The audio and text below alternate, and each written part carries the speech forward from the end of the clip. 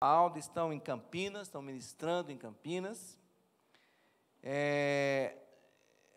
Quase toda a igreja está bem a par, mas o bispo Mário e a bispa Alda, eles estão assumindo o lugar do bispo Reginaldo e a bispa Telca em Campinas. O bispo Reginaldo e a bispa Telca pediram uma licença ministerial, estão bem, mas eles estão afastando temporariamente do ministério de bispo. Eles continuam a ser pastor, estão na fonte, são especiais para nós, claro. E o bispo Mário e a bispa Alda, numa certa urgência, necessidade da obra, estão indo para Campinas, então já se organizando, Deus dirigindo, e o ministério é assim mesmo, dinâmico, né? Nós já fomos, já voltamos, já fomos de novo, já fui para os Estados Unidos, voltei, fui para, que mais nós fomos também, já abri igreja em outros lugares, voltamos, né? Fomos para São Paulo, abri um lugar em São Paulo, depois abri em outro lugar, voltamos para Ribeirão, tem uma dinâmica da vida ministerial. Roberto foi para Mogi, foi para Matão, depois abriu Mogi também, e nós estamos assim. Pastor Geraldo, foi quantas igrejas, pastor Geraldo? Não sei quantas. Pastor Geraldo, o que eu tenho de idade, irmãos? Pastor Geraldo tem de ministério pastoral. Quase 70 anos de pastor. Já abriu igreja, pastor, foi ovelha dele, né? Seu pai também, né? Da Isabel. Então, o pastor Geraldo abriu a igreja de São Paulo, interior aqui em volta de Ribeirão Preto, vários lugares. Pastor, isso é a dinâmica do ministério. Nós vamos, e Campinas está pertinho, né? A fonte da vida é uma igreja só. Uma igreja só. E nós, assim como nós estamos lá, ele está aqui, vamos continuar do mesmo jeito. Juntos também, sempre vai estar aqui várias vezes também pregando aqui, como a gente vai estar lá pregando. É Ribeirão Preto invadindo Campinas. Já tem o Hélio e a Érica, que eram daqui e são pastores lá em Campinas. Tem a minha filha Carolina, que era daqui de Ribeirão, foi para em Campinas também. Então, estamos invadindo Campinas, né? Graças a Deus. Aleluia. Vamos fazer uma oração? Orar pela Savana. Ela está com uma dor de cabeça muito forte. E muito forte, e foi para o hospital agora mesmo, para tomar um remédio, um alívio. E pelo Enzo, o Enzo é uma criança, fez uma cirurgia de ouvido, nariz e garganta, e ele passou mal essa noite, foi para o hospital, está bem, não está passando mal, só vomitou à noite, teve um mal-estar, os pais levaram ele para o hospital. Mas vamos orar por eles, abençoando, guardando das suas mãos, vamos abençoá-los. Pai, queremos colocar a Savana diante de Ti, abençoá-la. Pai, toda essa dor de cabeça, esse mal-estar, cesse em nome do Senhor Jesus. Põe a Tua mão. Senhor, restaura a saúde física da Savana, curando-a, Senhor, da graça de Deus. Abençoamos Sua casa, o Rafael, o Miguel, os guardando debaixo da Tua boa mão, Pai. Abençoamos o pequeno Enzo também, com saúde perfeita, em recuperação. Fortalecemos seus pais, o Fred, a Michele, nós os cobrimos, Pai, abençoamos. Oramos pela palavra agora, que o Senhor nos dirige, dê graça nesse ministério da palavra. Fala conosco, Senhor. Deus, seja o Espírito Santo falando com cada um de nós nessa noite. Em nome de Jesus. Amém. Lucas 18, ele narra uma das parábolas de Jesus. Jesus era muito simples para pregar. Esses dias eu fiquei impressionado com o texto da palavra, que a gente às vezes lê e não presta atenção. Um dos momentos de Jesus pregando, a Bíblia diz que Jesus, ele sentou num barco e começou a pregar. Sentado num barco. Só o quê? Falando, né? Só falando. Ele não saiu andando para lá, para cá, dando piruleta, gritando, comentando, não. Ele ministrou a palavra. E basta a palavra. Maneira simples, mas profunda, verdadeira, sentado. E a multidão ali escutando Jesus falar. Certamente Jesus devia ter uma voz forte e com boa maneira de expressar, né? Mas de maneira muito simples ele pregava e as pessoas ouviam e eram transformadas. Amém, irmãos? E Jesus aqui, ele conta uma parábola, uma ilustração para ministrar, para ensinar uma verdade. Eu quero ler essa parábola com você. Quero falar esta noite sobre os inimigos da felicidade. Quem quer ser feliz aqui, amém, irmãos? Ninguém nasce para ser infeliz, porque não é propósito de ninguém, de Deus, nunca é Deus. Ninguém cresce, ninguém vira um trabalhador para ser infeliz. E eu tenho uma pergunta que às vezes eu falo para uns casais. Pergunta não, eu faço uma afirmação quando ministramos para casais. Ninguém casa para ser infeliz. Ninguém vive para ser infeliz. Quero falar um pouquinho hoje sobre alguns inimigos da felicidade. Há alguns, versículo 9, que confiavam em sua própria justiça e desprezavam os outros. Jesus contou esta parábola. E ele conta a história, né, uma parábola. 2 homens subiram ao templo para orar. Um era fariseu e o outro publicano. O fariseu, em pé, orava no íntimo: Deus, eu te agradeço, porque não sou como os outros homens, ladrões, corruptos, adúlteros, nem mesmo como este publicano. Eu jejuo 2 vezes por semana e dou o dízimo de tudo quanto ganho. Mas o publicano ficou à distância. Ele nem ousava olhar para o céu, mas batendo no peito dizia: Deus, tem misericórdia de mim, que sou pecador. Eu digo que este homem, e não o outro, foi para casa justificado diante de Deus. Pois quem se exalta será humilhado, e quem se humilha será exaltado. E o texto que o publicano, pecador, como ele confessa, foi justificado. Essa expressão quer dizer que ele foi aliviado, que ele foi perdoado, que ele foi entendido, que ele foi abençoado. Somos justificados em Cristo Jesus. Esse homem, segundo a parábola, por algum motivo ele foi ao templo. O templo naquela época era o lugar central de oração em toda a Judéia, em todo Israel. E ele foi ao templo, e o fariseu também foi. E o fariseu foi lá explicando, cheio de justiça própria. O que é uma pessoa cheia de justiça própria? É aquela pessoa que você nunca consegue convencê-la que ela está errada. Nunca consegue, ela sempre tem um motivo para explicar alguma coisa da vida dela. Ela nunca erra, ou quem erra é os outros. Essa é uma pessoa cheia de justiça própria, cheia de explicação. Difícil você aconselhar uma pessoa cheia de justiça própria. Muito difícil. E aqui ele fala do publicano, que era considerado um pecador. Por alguma razão ele subiu ao templo para orar. E não se sentindo merecedor da graça de Deus.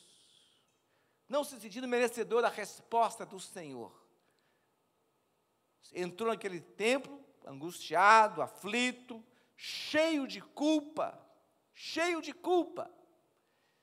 sentimentos de derrota, por querer ser melhor e não conseguia. Senhor, tem misericórdia de mim, que eu sou pecador. Essa parábola ilustra muitas vezes nós com os nossos sentimentos diante de Deus.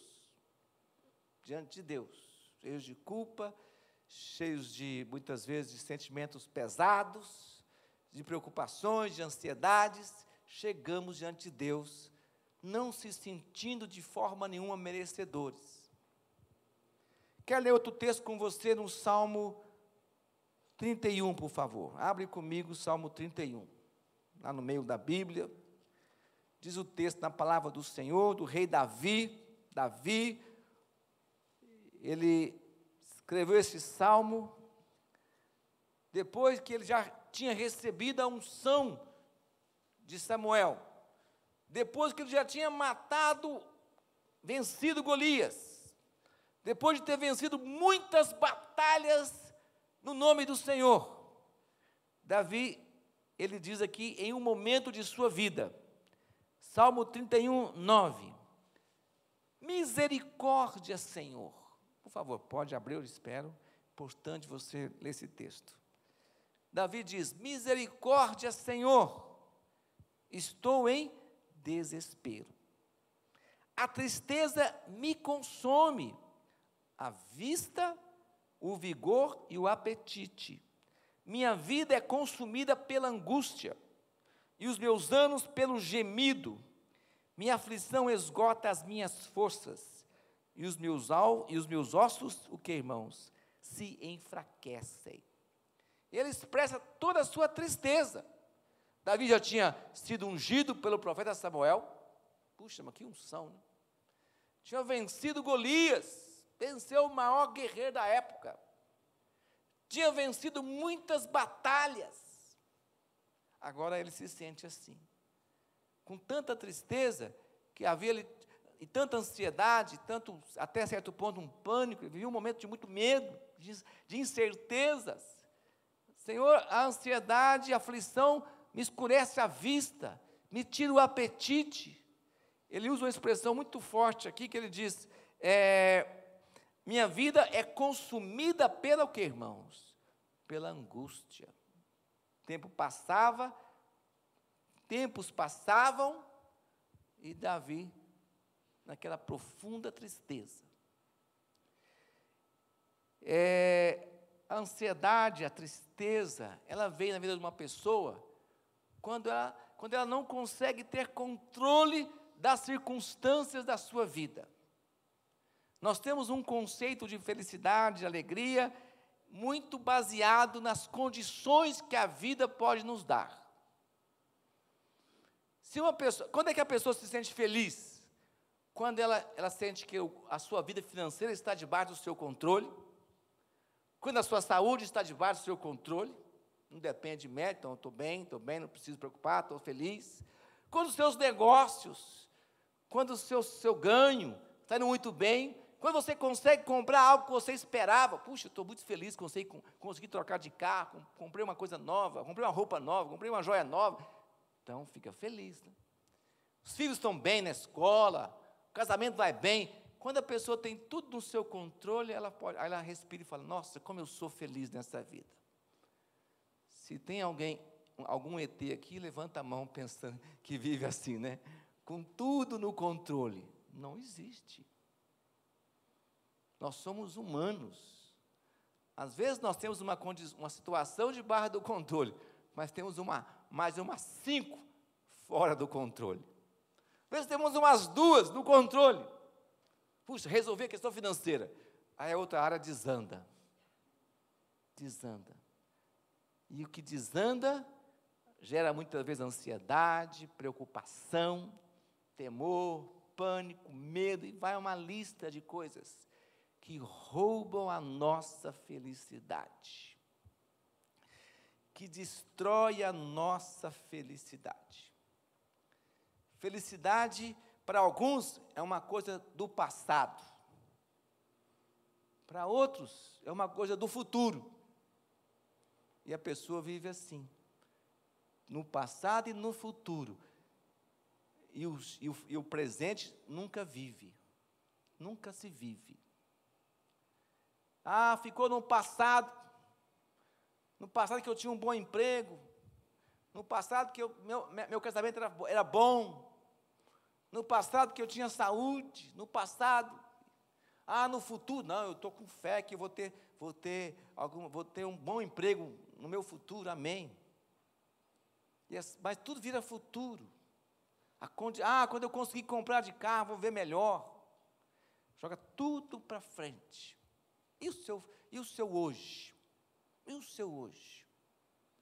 Onde que está o seu hoje? O seu agora?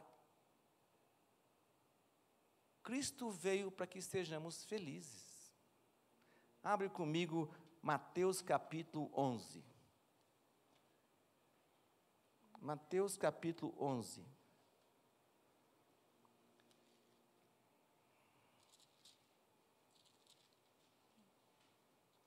verso 28. Jesus abre, praticamente, essa palavra aqui, foi muito no início do ministério de Jesus. Ele estava abrindo o seu ministério, falando com as multidões, e ele diz aqui, verso 28, venham a mim, todos os que estão cansados e o que, irmãos? Sobrecarregados. Quem são os sobrecarregados? Esses que estão com 1, 2, 3, 4, 5, 6 coisas fora do controle. 1, 2, 3, 4, 5, 6, 7 coisas fora da sua capacidade de lidar com ela. Fora. Saiu do controle. Fica sobrecarregado. Preocupação com o filho, preocupação com a mãe, preocupação com o pai, preocupação com o irmão, com o emprego, tudo gera ansiedade. Uma situação que de repente acontece, e uma preocupação, tudo gera ansiedade. Isso é viver sobrecarregado. Vinde a mim todos os que estão cansados e sobrecarregados. E a Bíblia diz o quê? Eu darei descanso a vocês. Versão atualizada diz, e eu vos aliviarei. Tomem sobre si o meu jugo e aprendam de mim, pois sou manso e humilde de coração, e vocês encontrarão o que, irmãos? Descanso para as suas almas. Coração, alma, interior. Descanso para os seus pensamentos. Pois o meu jugo é suave e o meu fardo é leve. Suave e leve. Aprendei de mim, que sou manso e humilde de coração. Vinde a mim todos. Essa palavra não é só para quem estava convertendo ou está convertendo, é para todos nós sempre. Sempre. Às vezes, quando vamos falar de Jesus para alguém, usamos esse termo aqui, já usei muito. Falar desse amor de Deus que alivia as pessoas das suas preocupações. Mas esse texto para mim é todos os dias, quando eu vou orar. Senhor, eu vim aqui para tirar todo o meu sobrepeso. Tem sobrepeso emocional e espiritual, irmão. Tem um sobrepeso que não sai não, né? O sobrepeso da beirada aqui, esse aqui, viu, Edson? Não sai não, viu, Edson? Mas tem um peso que pesa muito mais, dessas ansiedades, dessas preocupações. Vinde a mim todos que estamos sobrecarregados. É para mim sempre. Se é para a pessoa que nem converteu ainda, quanto mais para você, meu irmão, minha irmã, que já não é mais estranho a Deus, mas é filho. Quanto mais. Se Deus te amou, pecador, quanto mais Ele não te ama como filho e filha. Se Ele te amou estranho, se Ele te buscou pecador, sujo no pecado, embaraçado com a vida, quanto mais agora como filho. Impossível ser feliz sem compreender a paternidade de Deus. Impossível ser um cristão feliz, alegre, em paz, sem compreender que Deus me colocou num lugar especial dele, como filho. Que eu posso me achegar a ele e lançar sobre ele esse peso, tirar de mim, fardo leve. Jesus ensina com amor, é paciente. Fora disso, não é evangelho. Evangelho que sobrecarrega as pessoas não é evangelho de Jesus, é outra coisa. Evangelho que não traz paz à mente, aos pensamentos, compreensão dos limites humanos, não é evangelho. É peso, é carga. Precisamos saber discernir a voz de Deus e a voz do inimigo, ou a voz das nossas próprias neuroses do pensamento, lá, aquele sentimento de culpa, que nós muitas vezes ficamos nos alimentando disso, dos nossos sentimentos de incapacidade, das nossas culpas. ficamos como que alimentando esses pensamentos que nos entristecem, que nos angustia, que aflige, que adoece as relações humanas, porque nós estamos carregando nossas preocupações neuras, né, as nossas neuroses, tudo aí. A voz do Senhor, eu aprendi, graças a Deus. Quando os meus pensamentos me atormentavam, eu me sentia angustiado, oprimido mesmo, irmãos.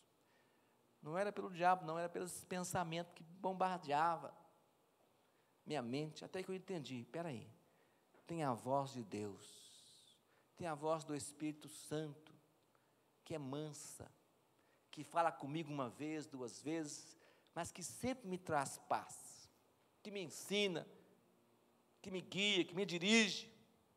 Fardo é leve, não é pesado. A vida cristã é para ser leve, sempre, nunca pesada, nunca um fardo, nunca.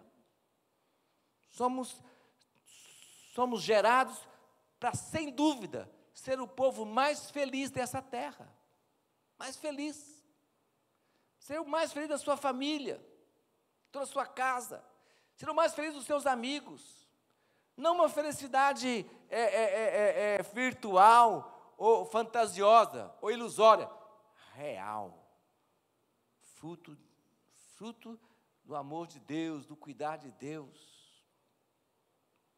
O que é fé? Eu gosto dessa expressão aqui que eu vou ler com você. Abre comigo em Isaías 54. Vai comigo lá no Velho Testamento de novo, por favor. Isaías 54.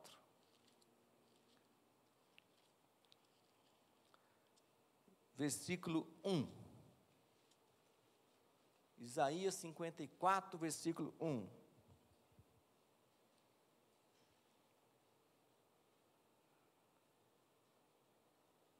O texto diz: canta alegremente, ó estéril. Canta alegremente, ou cante, ó estéril, você que nunca teve um filho. E rompa em canto, grite de alegria, você que nunca esteve em trabalho de parto, porque mais são os filhos da mulher abandonada do que aquela que tem marido, diz o Senhor. A palavra do Senhor vem com uma palavra de fé, dizendo: canta alegremente, ó filha de Sião. Canta, aquela que canta alegremente ao estéril, porque terá muitos filhos. Naquela época aqui do Velho Testamento, hoje já é muito difícil, né?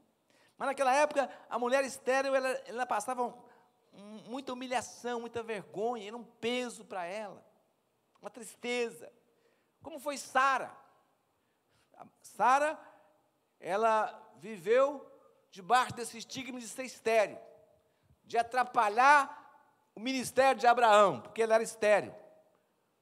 E Deus vinha e falava para Abraão: a sua esposa terá um filho. Sua esposa terá um filho, Sara. Era um peso muito grande. Ana, conhecemos a angústia de Ana antes de gerar Samuel. A angústia, a tristeza dela não ter filhos, não ter frutos. Agora vem a Bíblia e fala: canta alegremente. Como que uma mulher daquela podia cantar alegremente se ela se sentia envergonhada e humilhada? Canta alegremente. Essa aqui é uma palavra de fé, porque a fé me faz alegrar hoje por aquilo que Deus vai fazer no futuro. A fé me traz a felicidade para hoje, para agora. Se eu tenho áreas da minha vida que estão fora do meu controle, fora, que me trazem essa ansiedade, essa angústia, essas preocupações, essas enfermidades da alma, a fé me faz ser feliz hoje. A fé me dá segurança para que eu seja feliz hoje, agora. É a certeza das coisas que vão acontecer. Me traz essa felicidade. A fé é o meio para que eu possa ser feliz agora e não no futuro somente. Não quando eu achar que quando eu esperar que vai acontecer o que eu tanto quero. Quando aquilo acontecer, aí você vai estar esperando outra coisa. e os anos vão passando, e sua vida será consumida pela tristeza. Pela tristeza. Como Davi disse lá, naquele salmo, meus anos estão sendo consumidos pela tristeza. A fé é essa ferramenta, esse instrumento, que me faz ser feliz agora, sabendo que Deus vai fazer acontecer. Amém, irmãos? É disso que o profeta diz aqui, canta alegremente, ó estéril, porque serás alegre mãe de filhos. Vai acontecer. Vai acontecer. Amém, irmãos? Abre comigo sua Bíblia. Eu quero ler com você, nesse encerramento da palavra, aqui em Filipenses capítulo 4. Filipenses, texto que o apóstolo Paulo, eu creio que o apóstolo Paulo aqui, ele está falando de si mesmo. Ele está falando de sua própria experiência de vida. Quando a gente estuda a Bíblia e estuda a vida de Paulo, você vê o tanto que ele foi evoluindo na vida cristã, na sua maturidade, de vida e de fé. Capítulo 4, versículo diz aqui, verso 12, verso 11, 4:11. Não estou dizendo isso porque esteja necessitado, pois aprendi a adaptar-me a toda e qualquer circunstância. Amém, irmãos? Aprendi a adaptar-me a toda e qualquer circunstância. Sei o que é passar necessidade e sei o que é ter o quê? Fartura. Essa é a nossa vida. Não é só financeira, não, é de todas as áreas. Às vezes nós estamos fartos, cheios de algumas coisas boas e outras não. E vai mudando os tempos da nossa vida. Sei o que é passar necessidade, eu sei o que é ter fartura. Aprendi o segredo de viver o que, irmãos? Contente. Aprendi a ser contente. Aprendi o segredo de ser feliz. Pergunta para o seu irmão, você quer ser feliz? Hoje. Hoje. Aprendi o segredo de ser feliz em toda e qualquer situação. Esteja bem alimentado, seja com fome. Tendo muito ou passando necessidade. Tudo posso naquele que me fortalece. Esse tudo posso naquele que me fortalece é o tudo que me faz feliz em qualquer situação. Tudo que me faz seguro e andar em segurança quando situações fogem do meu controle. Fugiu. Isso é o tudo posso daquele que me fortalece. Esse é o entendimento. Sei passar necessidade, sei ter fartura. E aprendi a ser feliz. Hoje, Paulo cresceu ele está compartilhando da vida dele. Volta um pouquinho no versículo 4 agora. Alegrem-se sempre no Senhor. Novamente direi, alegrem-se. Seja a amabilidade de vocês conhecida por todos. Perto está o Senhor. Verso 6. Não andem ansiosos por coisa alguma, mas em tudo, pela oração e súplicas, com ação de graças, apresentem seus pedidos a Deus. E a paz de Deus, que excede todo o entendimento, é uma paz que sai da razão humana e entra na esfera da fé. É uma paz que sai da explicação racional e entra na esfera da certeza, da fé.